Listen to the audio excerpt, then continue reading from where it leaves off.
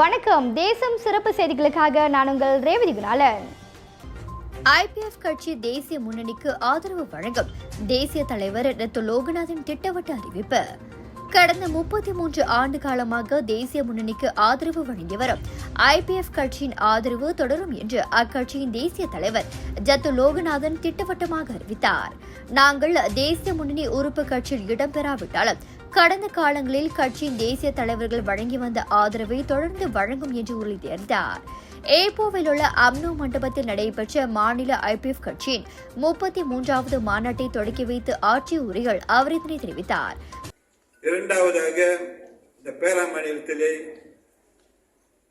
நீங்கள் ஒரு அரசாங்கத்தில் கீழே இருக்கிறீர்கள். ஆனால் அந்த அரசாங்கம் முழுமையான அரசாங்கம் அல்ல, முழுமையான அம்னோட அரசாங்கம் அல்ல. அதில் ஒரு படுவான் என்ற அரசாங்கம். அதில் நம்ம கேட்பதெல்லாம் முதல் கிடைத்தது போல் இப்போ கிடைக்காது. முதல் கிடைத்தது போல் இப்போ கிடைக்காது. எதுவும் கிடைப்பதை வைத்து மிகவும் பயன்படுத்திக் கொள்ளுங்கள் என்பதைத்தான் நான் விரும்புகின்றேன். தொடர்ந்து ஒற்றுமையாக இருங்கள். உங்களோட நடவடிக்கைகளை அதிகரிங்கள். நம்ம நடவடிக்கை நம்ம ஒரு நல்ல நோக்கத்துக்கு கொண்டு போகும், கட்சியை ஒரு நல்ல நிலைக்கு கொண்டு போகும். பலர் மாதிரி பேசுவார்கள், அதையெல்லாம் பொருட்படுத்தாதீர்கள். பலர் மாதிரி பேசுவார்கள். உண்மை என்னவென்பது மத்திய செயல் உள்ளவருக்கு அனைவருக்கும் தெரியும். நான் எதையும் மறைக்கவில்லை. மத்திய செயல்களில் எது என்ன நடக்க அனைவருக்கும் தெரியும். அந்த மத்திய செயல் பொறுப்பாளர்கள் தன்னுடைய கண்ணியத்தோடு அதை உங்களுடைய மக்கள்கிட்ட சொல்லணும். தேச ஊடகத்தில் குறைந்த விலையில் விளம்பரம் செய்ய வேண்டுமா? தீபாவளி நெருங்கிவிட்டது.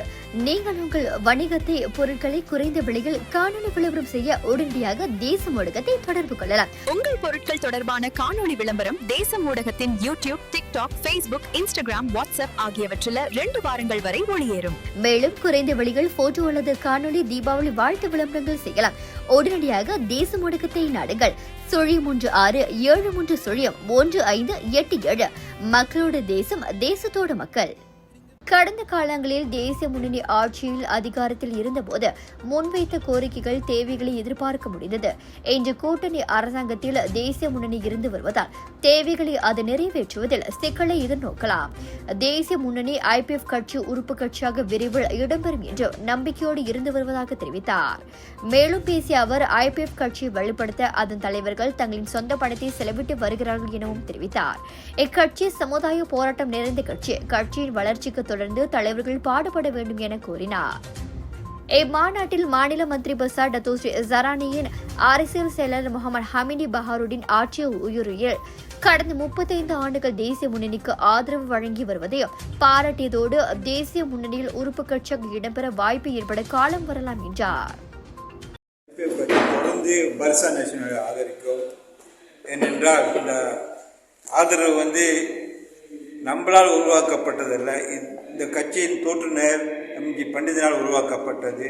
இந்த கட்சியை தோற்றும் போது அவர் பர்சா நேஷனலில் ஒரு அங்கத்தினராக இருக்க வேண்டும், பர்சன் ஐபிஎஃப் கட்சி என்று போராடினார்.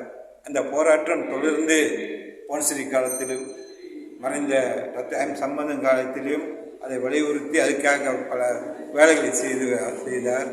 அதை அடுத்து இருக்கின்ற நானும் நிச்சயமாக இந்த ஐபிஎஃப் கட்சி பரிசான ஒரு கொம்பனன்ட் கட்சியாக போக வேண்டும், உறுப்பு கட்சியாக போக வேண்டும் என்பதில் ஆசைப்பட்டு ஆவாப்பட்டு அதுக்கான வேலைகளை செய்து கொண்டிருக்கின்றோம்.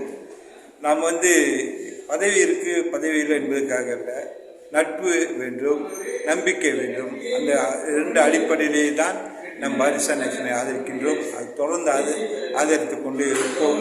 பதவி என்று வரும் போய்விடும். எங்களை பொறுத்த வரைக்கும் பதவி இல்லாமலே நாங்கள் 35 வருஷம் இருந்துட்டோம். அதனால் எங்களுக்கு அது பதவி ஒரு பெரிய பிரச்சனை இல்லை.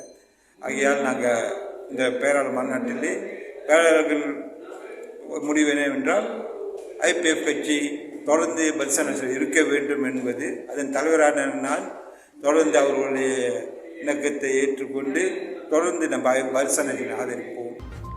இம்மாநாட்டுக்கான செலவினை ஈடுகொடுத்த டத்தோஸ்ரீ சரானி 20,000 வெள்ளி நிதி வழங்குவார் என்ற அறிவிப்பை செய்தார். இம்மாநாட்டில் பேசிய மாநில IPF தேசிய தலைவர் மாணிக்கம் ஆற்றிய உரையில் இம்மாநிலத்தில் இந்தியர்களின் நலனை காப்பதில் IPF கட்சி தொடர்ந்து அதன் சேவையை வழங்கும் என்றார். மாநில IPF தேசிய முன்னணிக்கு அதன் ஆதரவை வழங்குவதோடு அது மேற்கொள்ளும் நடவடிக்கைக்கு ஒத்துழைப்பு வழங்கும். எந்த காலகட்டத்திலும் நாங்கள் தேசிய முன்னணியை புறக்கணிக்க முடியாது. இன்னமும் தேசிய முன்னணியை ஆதரித்து வருகிறோம். தேர்தல் காலங்களில் மழையோ வெயிலோ நாங்கள் உழைப்பை முன்வைத்துள்ளோம். நாங்கள் மாநில அரசாங்கத்திடம் முன்வைக்கும் கோரிக்கைகளை செவிசாய்க்க வேண்டும் எனவும் ஜத்து லோகநாதன் கேட்டுக் கொண்டார். இத்துடன் இன்றைய செய்திகள் நிறைவடைகின்றன. மேலும் பல ஆன்மீக செய்திகளை தெரிந்து கொள்ள தேசம் டிவி மலேசியா யூடியூப், டிக்டாக் மற்றும் இதர சமூக வலைதளங்களை பின்தொடருங்கள். உங்களிடமிருந்து விடைபெறுவது நான் உங்கள் ரேவதி குணாளன். மக்களோடு தேசம், தேசத்தோடு மக்கள். நன்றி, வணக்கம். ஒரு வீட்டுக்கு ஒரு பட்டதாரி எனும் நிலை போய் ஒரு வீட்டுக்கு பல மருத்துவர்களை உருவாக்கும் நடவடிக்கையில் இறங்கியுள்ளது எய்ம்ஸ் பல்கலைக்கழகம். இந்திய மாணவர்களின் எதிர்காலத்திற்கு அடித்தளம் அமைக்கும் எய்ம்ஸ் பல்கலைக்கழகம் MIED வழி மாணவர்களின் பொருளாதார பிரச்சனையை கல்வி உபகார சம்பளம், கல்வி கடனுதவி மூலம் தீர்த்து வைக்கிறது. எய்ம்ஸ் பல்கலைக்கழகம் தரத்தில் உயர்ந்தது, போதனைகள் சிறந்தது, மாணவர்களுக்கு நிலையானது. இன்றைய நாடுகள் எய்ம்ஸ் பல்கலைக்கழகம்.